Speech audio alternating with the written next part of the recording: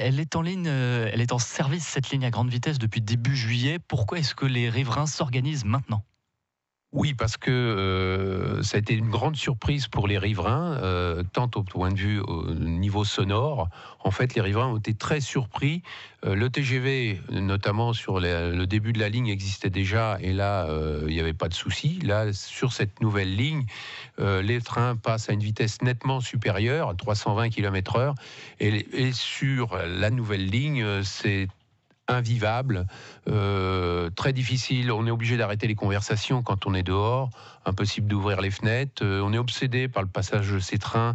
On y tient, celui-là va plus vite, tiens, celui-là va moins vite, tiens, celui-là fait plus de bruit, tiens, celui-là va au Mans, il fait moins de bruit, tiens, celui-là va à Rennes. Et en fin de compte, en permanence, on est en train d'entendre ces trains sans les écouter, et en train on est perturbé dans notre vie au quotidien. Ça, c'est votre ressenti de riverain. Il y a aussi des mesures qui ont été promises par l'exploitant Eiffage et la SNCF qui commenceront la semaine prochaine, mi-novembre. Qu'est-ce que vous en attendez de ces mesures? Ce qu'on attend de ces mesures, d'abord, on est satisfait que ces mesures soient faites par un organisme qui soit neutre dans ces mesures, mais d'un autre côté, ce qu'on souhaiterait d'abord, ce qu'on aurait souhaité d'abord, c'est de participer au calendrier et au choix des sites pour que tous les riverains soient concernés. On sait que c'est 100 points de mesure, c'est relativement peu sur 200 km. Ces mesures... Elles ne sont pas suffisantes pour vous? Enfin, il y a une question de méthode aussi. Oui, alors tout à fait. La méthode est à remettre complètement en place. Donc ces mesures-là, on souhaiterait avoir le résultat de ces mesures pour appliquer une autre méthode. Aujourd'hui, c'est une méthode basée sur les moyennes. Ouais. En fait, c'est une méthode qui oblige les riverains à accepter ce qui est inacceptable.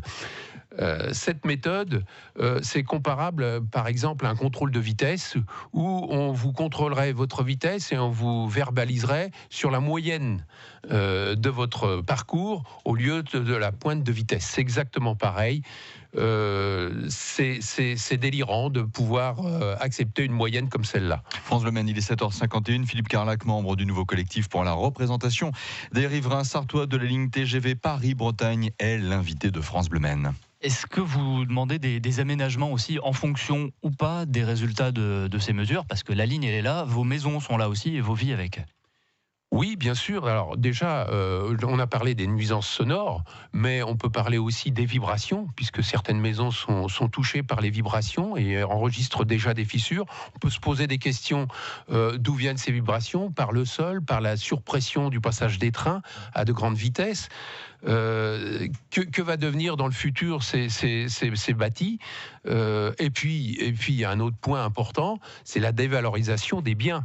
Là, tout le monde occulte, quand je dis tout le monde, c'est à la fois la préfecture, la SNCF et Eiffage, le constructeur, tout le monde occulte ce point-là, qui pourtant reste très important. Certains biens vont perdre leur valeur à 20 à 30%, et d'autres deviendront carrément invendables. Donc on demande à ce qu'une étude soit faite pour mesurer la valeur des biens avant cette ligne LGV, la mesurer après, et qu'il y ait une compensation, voire un rachat par l'État ou la SNCF, pour que les riverains ne soient pas pénalisés. Parce que ça n'a pas été fait, ça n'a pas été anticipé.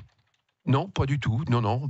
Mais le bruit, les vibrations et tout ça, c'est une grande surprise pour les riverains. Pourtant, la SNCF et Eiffage ont déjà construit des lignes à grande vitesse. C'est pas la première, et on comprend pas qu'après tant d'expérience, on en soit y arrivé là.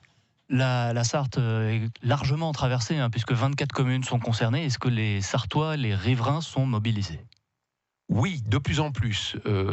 Donc, on a créé ce collectif qui regroupe 3 départements pour essayer de fédérer nos forces et d'harmoniser nos communications. Sur la longueur de toute la ligne, c'est-à-dire que ça couvre 3 départements, l'Ille-et-Vilaine, la Mayenne et la Sarthe. Au niveau de la Sarthe, là, on sent que les gens commencent à réagir. C'est vrai qu'il y a eu un point de réaction en juillet-août, puis là, c'est reparti. Et on voit la création de nouvelles associations de riverains. Où ça ? Alors, on parle de Lombron-Montfort, on parle de Savigny-l'Évêque, d'anciennes associations qui se réveillent aussi, qui étaient créées, qui se réveillent. Donc là, le collectif est là pour fédérer toutes ces associations. Et il se réunira, ce collectif, une première fois le 15 novembre à Savigny-l'Évêque. Merci Philippe Carlac d'avoir été l'invité de France Bleu Maine ce matin. Bonne journée.